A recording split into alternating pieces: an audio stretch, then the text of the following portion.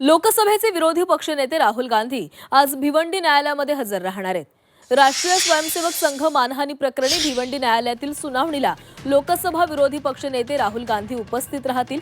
2014च्या सार्वत्रिक निवडणूक काळामध्ये भिवंडी तालुक्यातील सोनाळेमध्ये राहुल गांधींची प्रचार सभा होती आणि त्यावेळी भाषणामध्ये राहुल गांधी यांनी महात्मा गांधींच्या हत्येमागे आरएसएसचा हात असल्याचं विधान केलेलं होतं। त्याविरोधात आरएसएसचे पदाधिकारी राजेश कुंटे यांनी भिवंडी न्यायालयामध्ये याचिका दाखल केली होती।